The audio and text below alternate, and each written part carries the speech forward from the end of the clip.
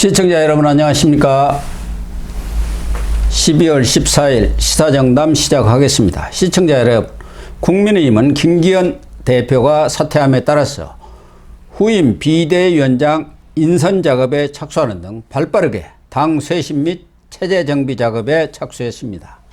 이종근 전 데일리안 편집국장님과 김기현 사태의 막전 막후와 향후 전망을 짚어보도록 하겠습니다. 이 국장님, 김기현 대표가 13일 날 대표직을 사퇴했는데요.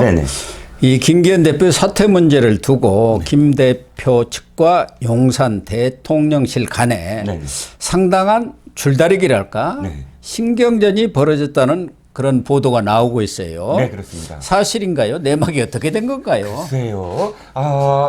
지금 이제 그 한겨레 신문이 단독으로 보도를 하기 시작하고 세계일보도 좀 뉘앙스가 비슷합니다. 일단 보도를 그대로 말씀을 드리면 한겨레 신문과 세계일보는 이구동성으로 윤 대통령 대통령실 측에서 김 대표에게 메시지를 보냈다라는 건 똑같습니다. 한겨레 신문은 더 나아가서 메시지 내용까지 얘기를 했는데요. 김기현 대표에게 당대표를 계속 유지하되 불출마 선언을 해라. 그러니까 불출마 선언을 해갖고 공천권을 행사해라. 라는 그런 내용으로 메시지를 던졌는데 김기현 대표가 그것을 듣지 않았다. 거부했다라는 겁니다.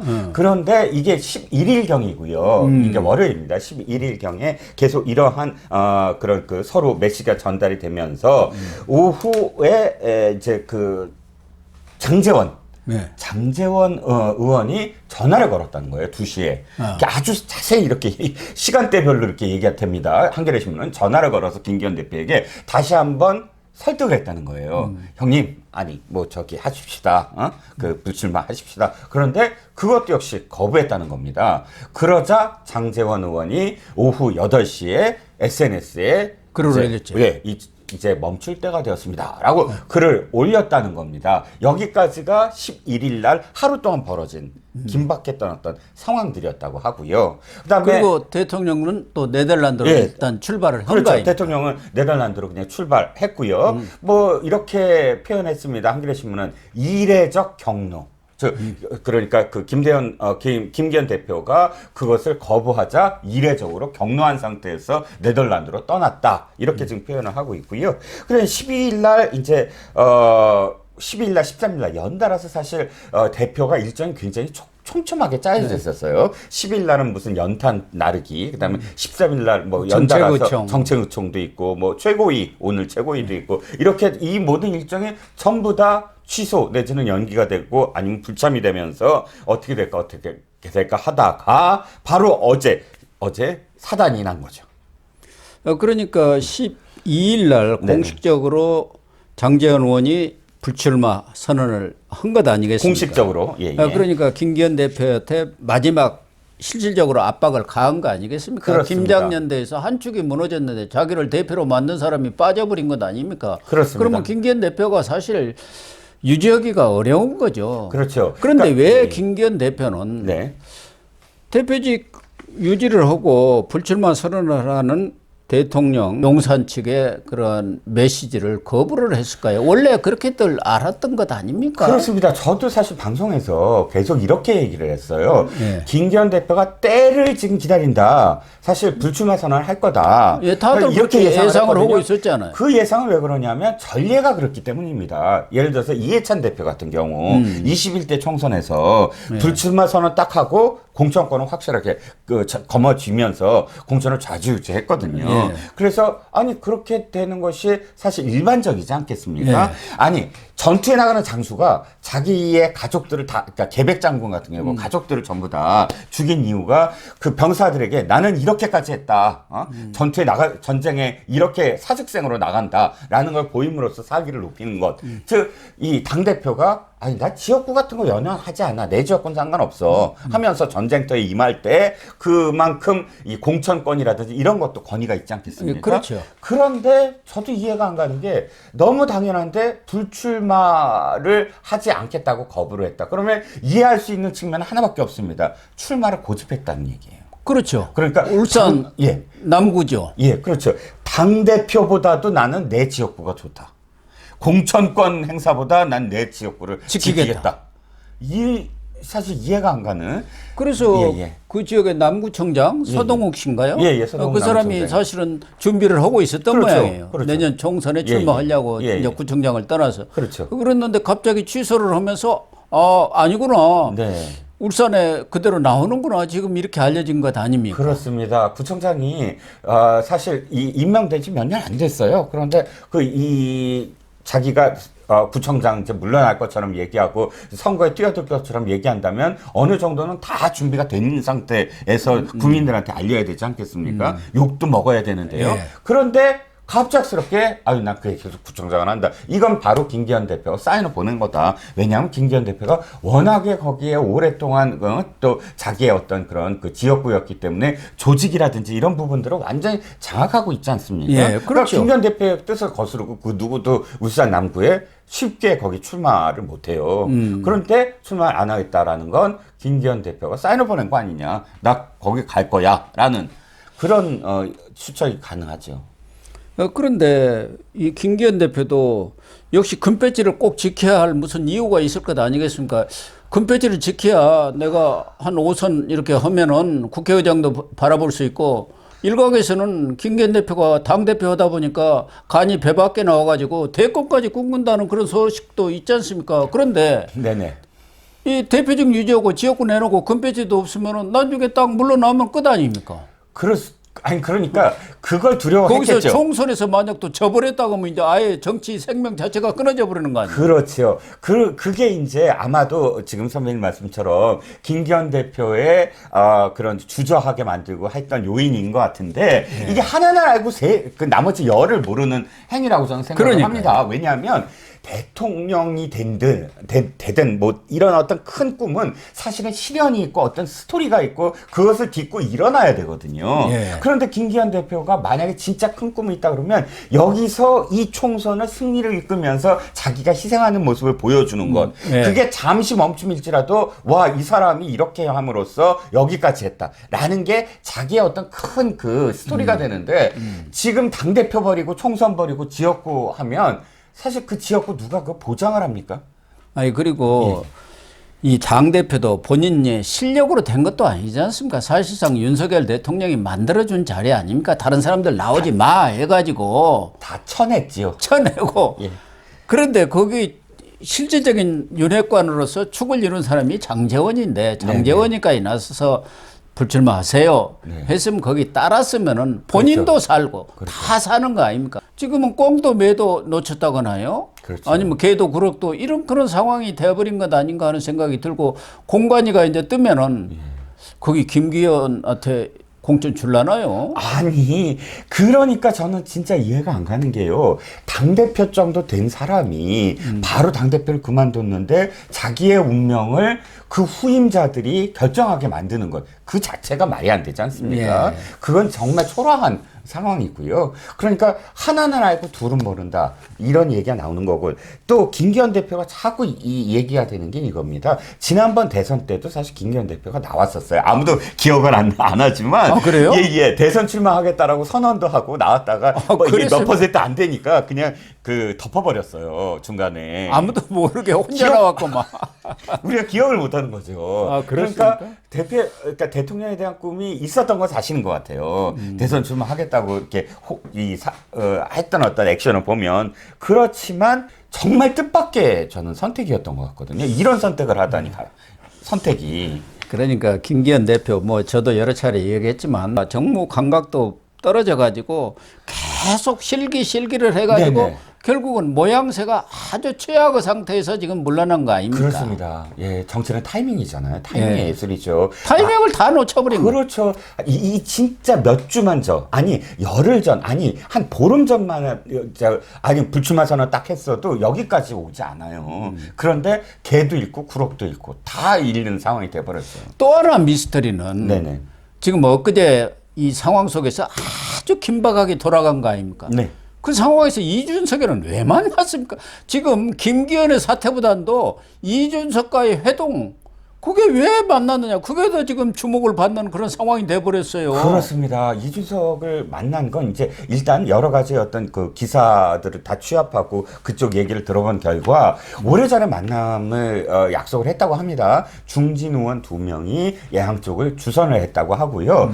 그래서 만났다라는 것인데 중진 의원이 누군지 뭐 좀 짐작은 됩니다만 아마도 그러니까 그 이전에 이 약속을 잡았을 때는 김기현 대표의 계산은 이런 거였을 거라고 추정이 됩니다. 이를테면 자기가 이 당에 정말 이렇게 벗어나려고 하는 사람들까지 다 끌어모으는 그리고 이렇게 노력했다라는 공을 하나 세우겠다. 공을 세우겠다. 특히나 가장 핵심이 이준석 신당 아닙니까? 딱 끌어오면은 그렇죠. 공 세우겠다. 끌어오면은 진짜 대박이고 끌어오지 않더라도 이렇게까지 최선을 다했다라는 거를 역사의 기록에 남기려고 했는지 모르겠습니다. 그런데 이게 가장 최악의 오판이라는 거죠. 가장 최악의. 왜냐하면 생각을 해보시면 알겠지만 지금 가장 이 긴박하게 돌아오는 당의 어떤 대표로서의 직위를 잠시 내려놨잖아요. 네. 예를 들어서 정책의총 굉장히 중요합니다. 왜냐하면 올 연말까지 무조건 이 통과시켜야 될 법안들에 대해서 왜 통과시켜야 되는지 왜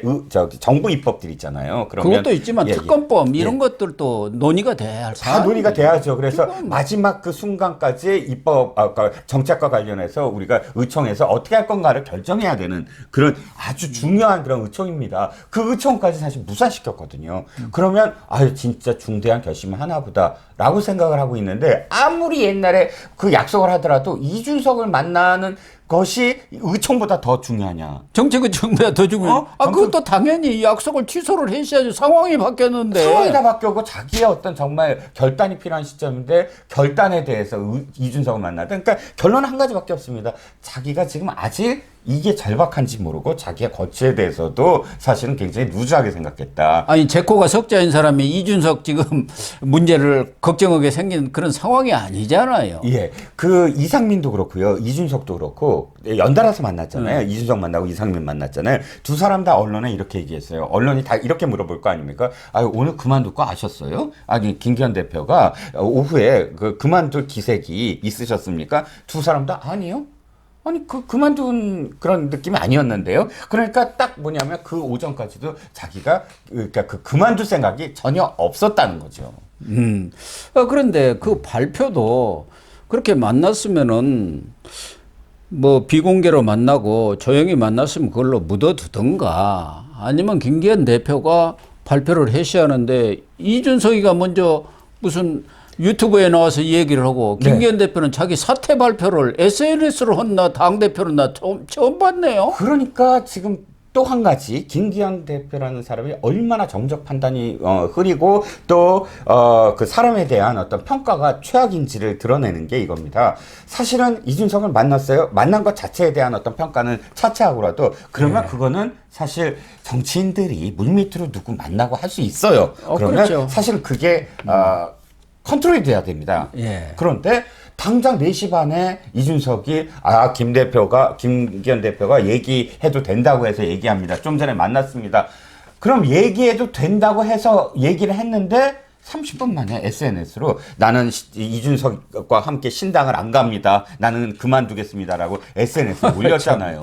너무 어이가 없지 않습니까? 30분 만에 그걸 올렸다는 건 뭐냐면 이준석이 공개했기 때문에 화들짝 놀라서 아이고 난 신당 안 가요 하면서 변명하면서 지금 올렸다는 거 아닙니까? 그러면 이준석이랑 사실 그 공개를 안 하기로 한 거고 그렇다면 이준석이 뒤통수 친 거고 이준석이 이런 뒤통수가 한두 번입니까? 옛날에 대통령 윤석열 후보하고 전화 그거 다 폭로한다 어쩐다 하면서 원희룡 장관하고 당시에 뭐 몇 시까지 논쟁을 하라 엄청나게 뭐 벌였잖아요. 하라고 난리를 친 게 바로 그 녹취해서 그런 거고 윤석열 대통령이 이준석이라는 인간에 대해서 정말 신망한 게 그 시점이라는 거예요. 이 사람과는 아무 얘기도 못 하겠다. 지금 김기현하고 만난 얘기도 김기현이 무슨 얘기를 했는지 모르지만 그거 다 아마 이준석이가 녹음을 했을 거예요.